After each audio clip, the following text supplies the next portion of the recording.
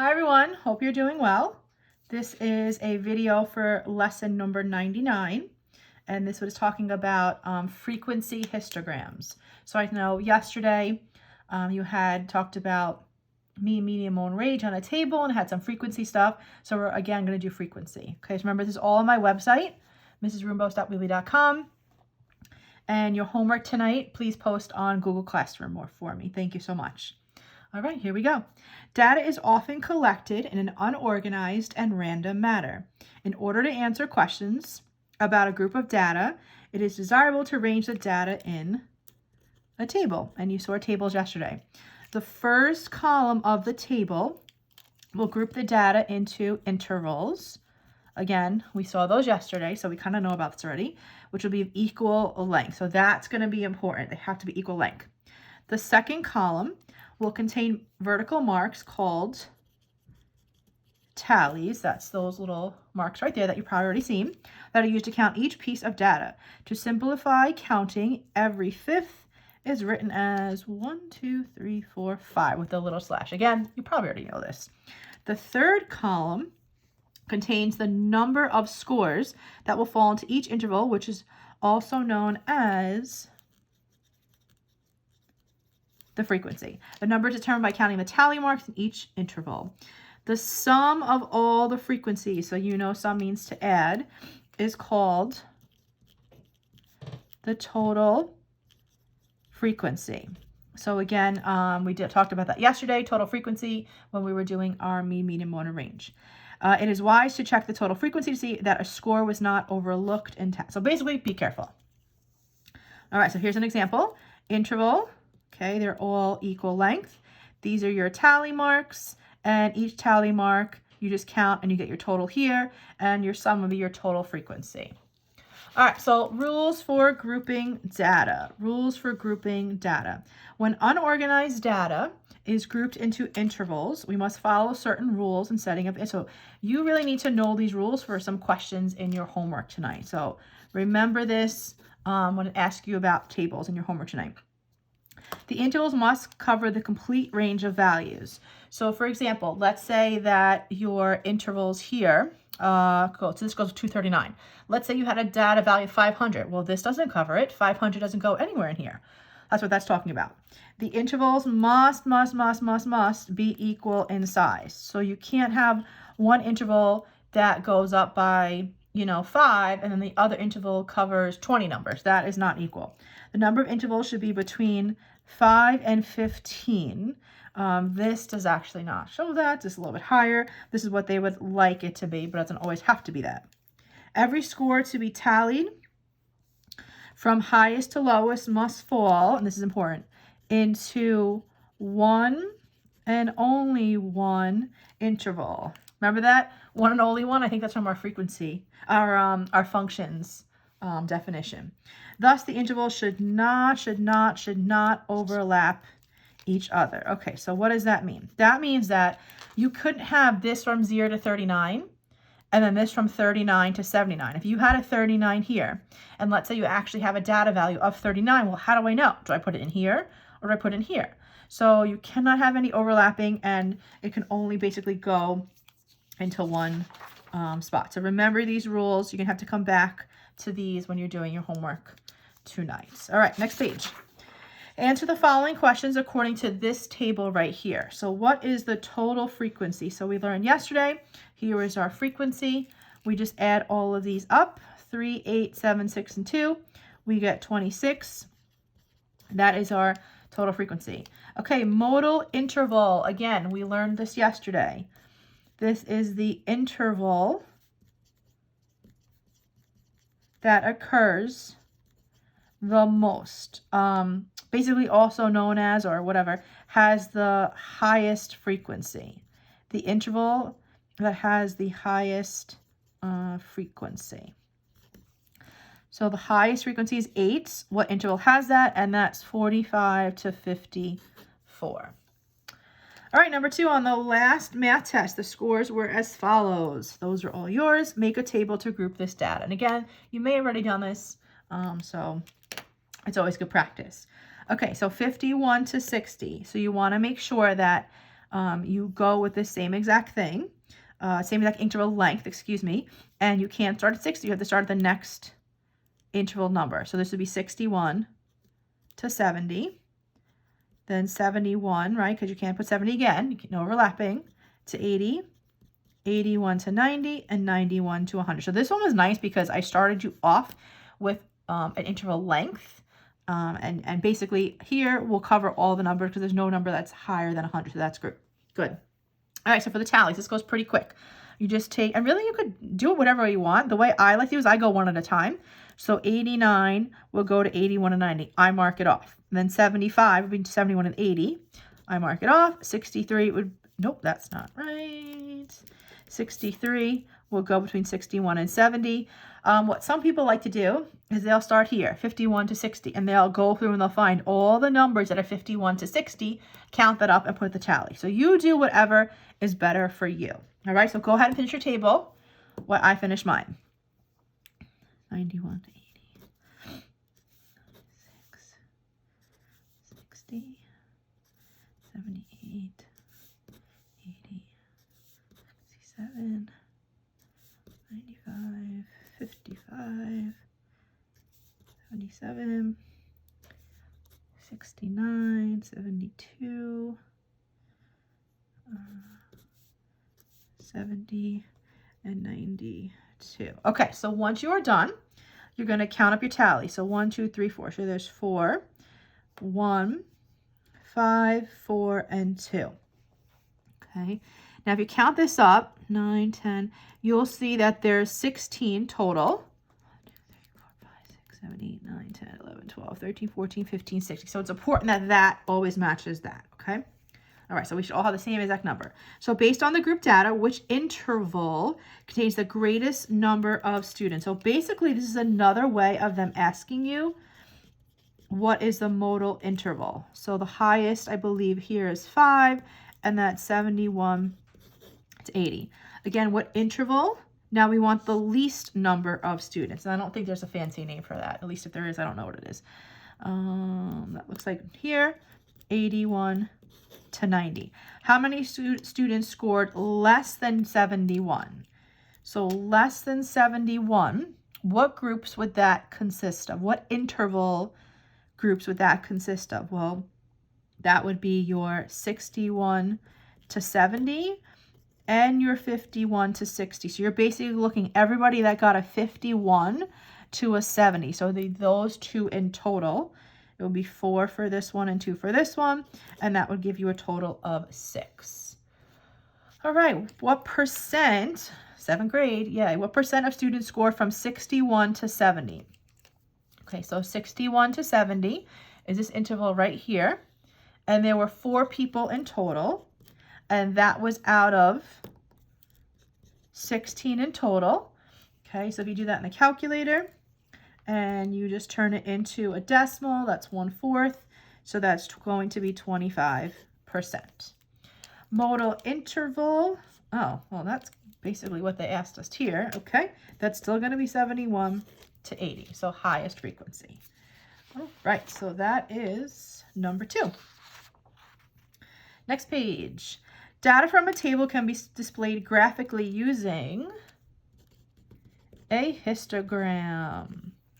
Since the histogram displays the frequency or number of scores falling into each interval, we sometimes call this graph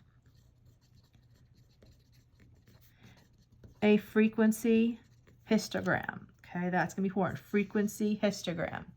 A histogram is simply a bar graph, so you guys should know those from elementary school, in which the bars are placed next to each other. Okay, so basically what you have to know, what's the difference between a bar graph and a histogram? What makes this a histogram? No spaces. No spaces at all. Draw and label the vertical scales to show the frequency. So that's going to be your y-axis. The y-axis is going to be the frequency. The scale starts at 0 and increases to include the highest frequency. So basically, you know, if your highest number is 10, you can't just count to 5. Draw and label intervals of equal length on a horizontal scale in numerical order. So horizontal scale, that's going to be your x-axis. So the intervals go on the x-axis. This is new for us. Almost everything in stats has to have a title. On the horizontal cell, tell them what the numbers represent. Okay, and draw the bars vertically, leaving no gaps in between. So the most important thing, the most simplest thing, at least, that kids forget. Don't forget to title the graph. Okay, that's super, super important. All right, so we're going to construct a frequency histogram using our numbers from number 2. So let me go back to that. So using these numbers right here. Okay, so this should not be too difficult. So you want to start with a title. And this one was talking about math test scores. So don't make up your own thing. Literally copy what they say. So we're going to start there. Math test scores. This is how I always want you to start. I want you to start everything with label. So we have an X. We have a Y. We have our 0 for the Y. We have our 0 for the X. We have our title. Okay, I told you here that the Y-axis is where you're going to write frequency. So you're going to turn the paper and you're going to write frequency. And then your X-axis has to be your interval. So what did our intervals represent? Our intervals were test scores. So you're going to write the word interval. And then we're going to write what they mean. Okay, are we done? No, we're not done. So we have to now label the axes. So our frequency, we only have to go up to a high of 5. So we can actually, let's do every other. So we're going to count by 0.5s. We're going to do every other. Okay. All right, so here is something that you may have never learned if you've done this before. So if you notice, these intervals do not start at 0. Okay, in my description, basically, I told you, or my step, I said it has to start at 0. So we do something in math, and you may have seen this, something that's called a break. And it kind of looks like, I don't know, when you're like the heart monitor kind of thingies. I don't know what you call that, but that's to me what it looks like. You're going to have that cover 2 boxes. Okay, so 1, 2. So 2 box length, you're going to put what's called a break. Okay. Why do I have to use that break? You have to use that break because you didn't start at 0. It's basically like we're skipping all the numbers from 0 to 51. Okay, so this is very, very, very, very important. You need this bit of notes. Used break because interval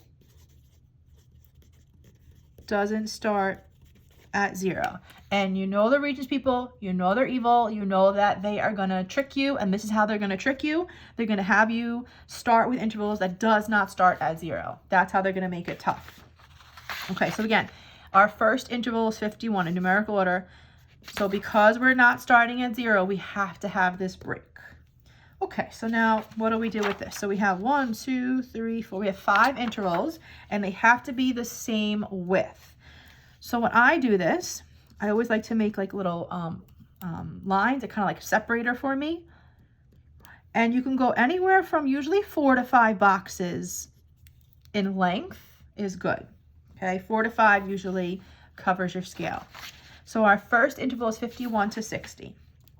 And you want to write it just like this.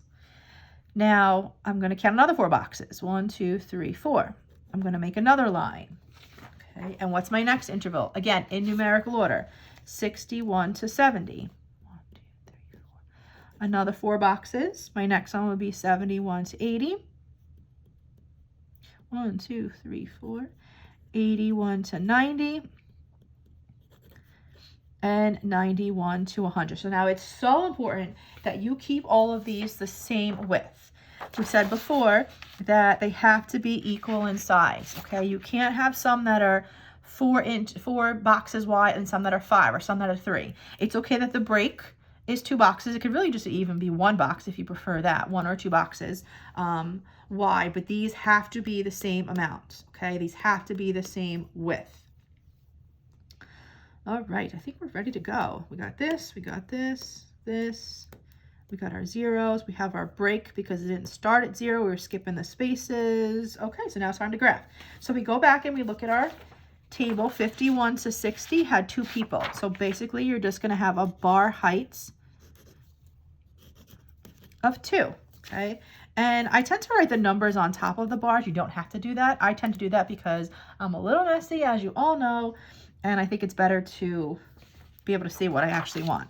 Okay, 61 to 70 is 4. 61 to 70 is 4. And then 71 to 80 was 5. 71 to 80 is 5. Notice I'm making the bars connected. Okay, one right after the other. Remember, this is what makes it a histogram. There are no spaces. What am I up to? 81 to 90 is 1, and then that last one is 4. So 1 is right here, and the last one is 4. Okay, no, you don't have to do the lines on the side, but I like to draw. So, all right, so that's example number 1. So that's the first histogram. Hopefully that was not too bad at all. All right, last question is one more histogram. So these should go pretty quick. Should only take about 5 minutes or so. The following data represents the number of points scored by the Merrick football team, yay, in their last 2 seasons. So these are all the scores. Oh boy. Complete the following chart and graph the frequency histogram. Okay, so remember, this is our interval. I noticed right away that I do have a 0. So I'm already thinking ahead, and I'm thinking that there is no break. Okay, so really quick, do your tally and frequency, whatever method you prefer.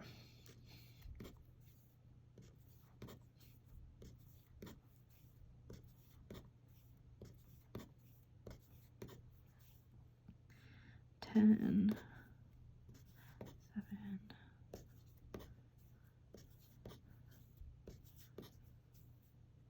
24, where's 24? 24, 14, and 10.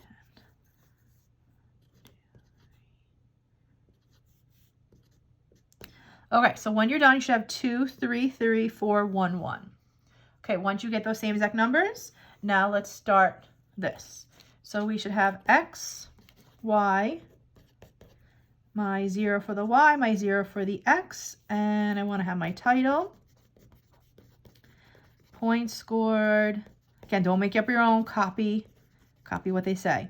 Points scored by the Merrick football team. Okay, on the y-axis, it's always frequency. And on the x-axis, it's always interval. And then put specifically what the interval represents. And this is the number of points. Oh, actually, I'm going to write points scored. Points scored, number, points scored, whatever you want is good. Okay, now you want to start labeling. So my frequency, again, I could do every other as 1, or you could do every 1 as 1. You can spread it out as much as you want, just as long as it's equal. Don't start counting by 0.5s and then all of a sudden start counting by 2s or 4s. It has to be equal. Okay, then for here, again, no break. No break, because interval starts at 0. Okay, no break because the interval starts at 0. All right, so am I done? No, not done. All right, got to do the intervals. So we start, again, numerical order. Numerical order. Don't start here in the bottom. You have to start where you have the lowest. So 0 to 6. Again, I think I always try to do like 4 because that usually gives me enough room to write whatever I need to write there.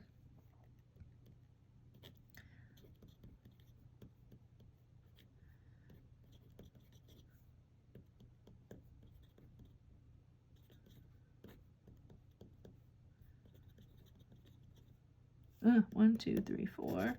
1, 2, 3, 4. Now, one important thing, you're not allowed to add any boxes. Let's say you started counting by, I don't know, 6 or 7, and all of a sudden you ran out of boxes. You are not allowed to start drawing your own boxes. You have to erase and make the interval length smaller, okay? There's no adding boxes. That is a no-no. All right, so 0 to 6 was 2. Oh, that's very messy. 7 to 13 is 3. 14 to 20 is 3 also. Again, make sure numerical order, very important. 21 to 27 is 4.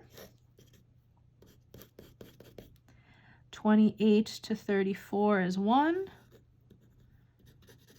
And this one is also 1. Okay, so this is just one way of the many ways that you will learn in this unit that you can display data and display information.